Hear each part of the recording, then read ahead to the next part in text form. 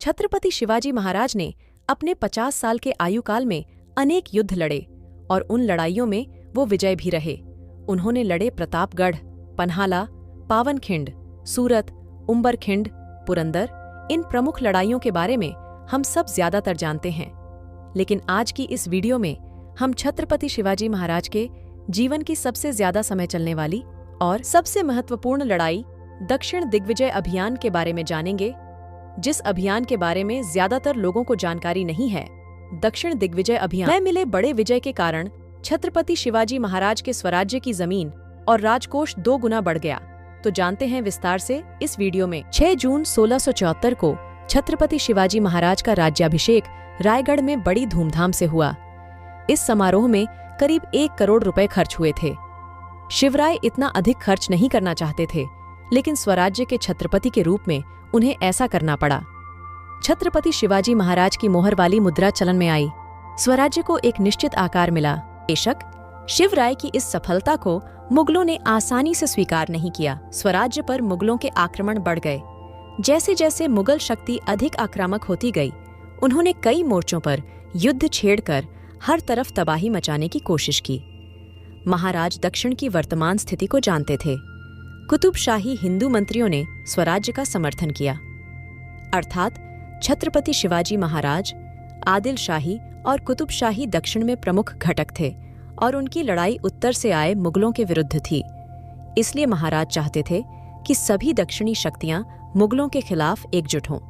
इसमें छत्रपति शिवाजी महाराज ने अपनी रणनीति जाहिर की, जिसमें उन्होंने कहा, दक्षिण का नेतृत्व हम दक्षिणवासियों के हाथों में रहना चाहिए। कुतुबशाही इसके अनुकूल थी, लेकिन आदिल शाही इसके अनुकूल नहीं थी। महाराज को इसकी इतनी चिंता नहीं थी, क्योंकि दोनों सल्तनतों की कमजोर स्थिति और वर्तमान स्थिति को देखते हुए उन्हें पहले ही एहसास हो गया था कि अंतिम लड़ाई उनके और मुगलों के बीच होगी। इसके लिए उन्होंने यह दक्षिण मुहिम चलाने का निर्णय लिया। महाराज को इस बात का अंदाजा था कि इस अभियान में बड़ा खर्च आएगा, लेकिन इसके अलावा एक महत्वपूर्ण बात है इस अभियान में लगने वाला समय। कम से कम 1 वर्ष के लिए महाराजा को स्वराज्य छोड़कर दक्षिण जाना होगा। इसलिए प्रशासन की उचित व्यवस्था स्थापित करना प्राथमिकता थी।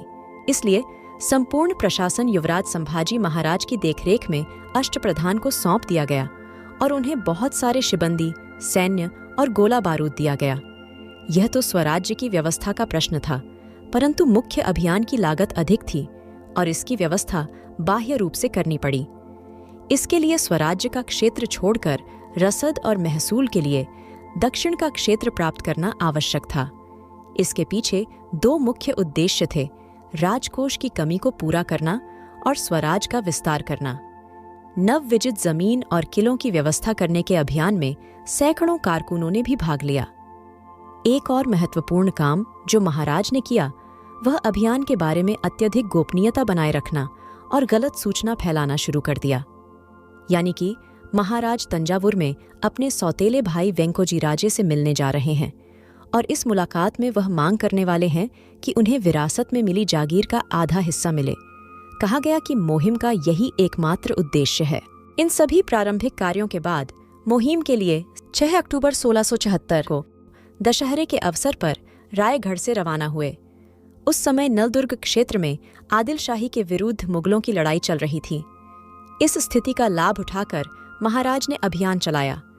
इस अभियान में महाराज के साथ 25,000 घुड़सवार और 40,000 पैदल सेना थी। अभियान की शुरुआत में महाराजा ने रांगना किले के पास पाटगाम में मौनी बाबा के दर्शन किए। उनका आशीर्वाद लेकर वह अंबोली क्षेत्र से देश में आए और यहाँ उन्होंने अपनी सेना को 2 भागों में बांट दिया। एक हिस्सा लेकर महाराज स्वयं भागानगर यानी वर्तमान हैदराबाद के लिए रवाना हो गए और दूसरा हिस्सा सरसेनापति हम्बीरराव मोहिते को सौंप दिया। हम्बीरराव ने युद्ध करके आदिल शाही में एक बड़े क्षेत्र पर विजय प्राप्त की और वहां से कर एकत्र किया और कुतुबशाही क्षेत्र में प्रवेश किया। हम्बीरराव को आदिल शाही क्षेत्र में एक स्थान पर घमासान युद्ध करना पड़ा। वह लड़ाई कोप्पल के महत्वपूर्ण किले के आसपास हुसैन खान और मियां खान के खिलाफ थी। हुसैन खान ने हम्बीरराव मोहिते का अप्रत्याशित रूप से कटु प्रतिरोध किया। इस घमासान युद्ध में हम्बीरराव मोहिते ने बड़ी वीरता के साथ मियाँ खान को हराया और उसके सभी उच्च गुणवत्ता वाले हाथियों, घोड़ों, युद्ध उपकरणों और विशाल खजाने पर कब्जा कर लिया। बाद में भागानगर में छत्रपति शिवाजी महाराज से जाकर जुड़ गए। महाराज की भागानगर यात्रा आज तक अज्ञात है, क्योंकि छत्रपति शिवाजी महाराज ने अभियान के बारे में बहुत गोपनीयता बनाए रखी थी। इसलिए बहुत से दस्तावेज उपलब्ध नहीं हैं या अभी तक मिले नहीं हैं। भागानगर में प्रवेश करने से पहले ही महाराज का भव्य स्वागत सत्कार किया गया। कुतुब शाही के बादशाह ने महाराज के स्वागत के लिए महत्वपूर्ण मंत्री मदन्ना और अकन्ना को बुलाया था। वह 2-4 गांव आगे आकर महाराज से मिले और उन्हें उचित सम्मान दिया। कुतुब शाही बादशाह ने भागानगर में प्रवेश करते समय छत्रपति शिवाजी महाराज के पालकी को खुद कंधा दिया। कुतुब शाह ने लगभग 1 महीने तक महाराज और उनकी सेना को अच्छी स्थिति में रखा। जैसा कि महाराज ने अपनी सेना को कड़ी चेतावनी दी थी, कुतुब शाही के प्रजा को बिल्कुल भी नुकसान नहीं हुआ। इससे पातशाह अधिक प्रसन्न हुए और उन्होंने छत्रपति शिवाजी महाराज से संधि कर ली। उस संधि के तहत यह निर्णय लिया गया कि कुतुब शाही के क्षेत्र के भीतर महाराज के मुहिम का पूरा खर्च करेगी। इसके साथ ही गोवालकोंडा के सेनापति मिर्जा मोहम्मद अमीन की कमान में महाराज को सबसे आधुनिक तोपखाने, 4000 पैदल सेना और 1000 घुड़सवार सेना दी गई। यहीं से कर्नाटक मुहिम में महत्वपूर्ण प्रांतों पर कब्जा शुरू हो गया। उससे पहले रास्ते में महाराज ने 12 ज्योतिर्लिंगों में से एक श्रीशैलम मल्लिकार्जुन के दर्शन किए। इसके लिए उन्होंने कर्नूल के पास कृष्णा नदी पार की और आत्माकुर में रुके। वर्तमान चेन्नई के दक्षिण में पालार नदी दोनों सल्तनतों के बीच मुख्य सीमा थी। महाराज ने नदी के दक्षिण में कावेरी नदी तक के विशाल आदिलशाही क्षेत्र को जीत लिया। इस क्षेत्र के 2 अत्यंत महत्वपूर्ण किलों को महाराज ने स्वराज के अधीन कर दिया। एक है झिंजी और दूसरा है वेल्लोर। जहां तक झिंजी का सवाल है, यह एक विशाल गिरिदुर्ग है। महाराज के झिंजी पहुंचने से पहले ही उन्होंने कुतुब शाही के सामने मदद का प्रस्ताव रखा था और महाराज के रूप में उसे आशा की एक बड़ी किरण दिखी। उसने महाराज से धन लिया और किला महाराज को सौंप दिया। किले पर कब्जा होते ही किले की पुरानी संरचना को ध्वस्त कर दिया गया और एक नया किला खड़ा किया गया। झिंजी के उत्तर में वेल्लोर का अत्यंत दुर्गम भुईकोट किला है। इस किले के चारों ओर एक विशाल खाई है और किले में बड़ी संख्या में पानी के कुएं भी थे। यह किला विजयनगर साम्राज्य की आखिरी राजधानी थी, जहां उनका सिंहासन भी था। इस किले के किल्लेदार अब्दुल्ला ने महाराज के सामने आत्मसमर्पण नहीं किया और किले के लिए लड़ने का फैसला किया। महाराज ने उस किले को पाने के लिए कई तरह के प्रयास किए, लेकिन वह किला आसानी से नहीं गिरा। महाराज ने किले के पास पहाड़ी पर सजीरा गोजीरा नाम के 2 किले बनवाए ताकि किले पर आसानी से गोलाबारी की जा सके, लेकिन किला मजबूत था और महाराज अपनी घेराबंदी बरकरार रखते हुए आगे बढ़े। यहाँ से कुतुबशाही सेना और सेनापति पीछे हट गए। उन्हें लगा कि महाराज यह क्षेत्र उन्हें सौंप देंगे, लेकिन ऐसा नहीं हुआ। इसके बाद महाराज ने आदिलशाही क्षेत्र पर कब्जा करना शुरू कर दिया। इस क्षेत्र का एक महत्वपूर्ण किला तिरुवाड़ी है। वहां एक शेर खान आदिलशाही सरदार था।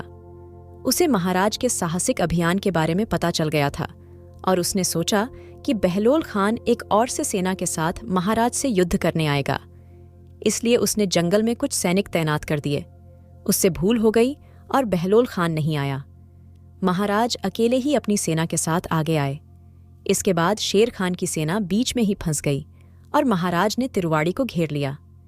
इस अप्रत्याशित स्थिति के कारण शेर खान ने महाराज के सामने आत्मसमर्पण कर दिया। वह किला, संपूर्ण क्षेत्र और 2000 पगोड़े देने को तैयार था। यहीं से महाराज अपने सौतेले भाई यानी वेंकोजी राजे से उस उद्देश्य से मिले जिसके लिए उन्होंने अभियान शुरू करने की बात कही थी। स्वाभाविक रूप से उन्होंने जागीरी में महाराज का आधा हिस्सा देना मना कर दिया। फिर बाद में महाराजा ने युद्ध द्वारा वह क्षेत्र जीत लिया।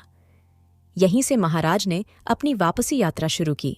छत्रपति शिवाजी महाराज ने इसके बाद में कावेरीपट्टम, चिदंबरम, वृद्धाचलम के साथ साथ शाहजी महाराज के पुराने जहागीर क्षेत्र बालापुर, बंगरूल, शिरेण, होसकोट पर विजय प्राप्त की और उसके बाद चिकबालापुर, दौड़बालापुर, देवरायन दुर्ग, तुमकुर, चित्रदुर्ग, कल्याण दुर्ग, रायदुर्ग, हम्पी, कनकगिरी, कोप्पल, लक्ष्मेश्वर, गदग के साथ अरणी को घेरकर अरणी पर विजय प्राप्त की।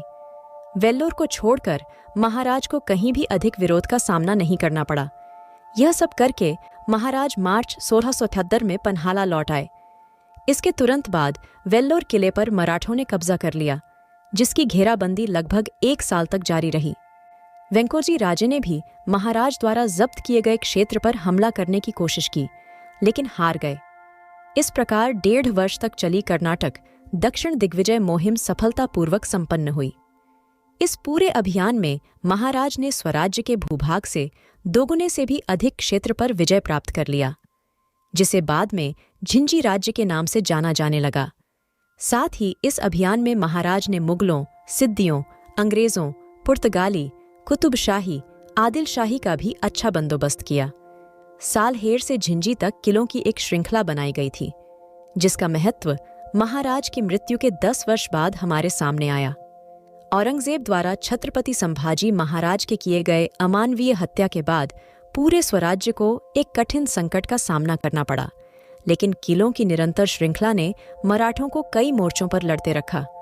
जाहिर है, औरंगजेब की ताकत इन विभिन्न मोर्चों पर बिखरी हुई थी, इसलिए औरंगजेब पूरी तरह से स्वराज नहीं जीत सका। जब राजा राम महाराज को रायगढ़ छोड़ना पड़ा तो वे झिंझी में बस गए और तभी झिंझी को स्वराज्य की राजधानी घोषित किया। यही महाराज की दूरदर्शिता, शत्रु की ताकत का सटीक अनुमान लगाने के गुणों को दर्शाता है। निस्संदेह औरंगजेब के क्रूर आक्रमण से उबरकर स्वराज्य प्राप्त करने के लिए छत्रपति शिवाजी महाराज के दक्षिण दिग्विजय अभियान का श्रेय निर्विवाद है। दोस्तों, अंत तक पूरा वीडियो देखने के लिए आपका आभार। जल्द ही मिलेंगे ऐसी ही ऐतिहासिक जानकारी के साथ। तब तक हमारे साथ जुड़े रहे और अगला वीडियो मराठा इतिहास के कौन से विषय पर देखना चाहते हैं, हमें कमेंट कर अवश्य बताएं। धन्यवाद।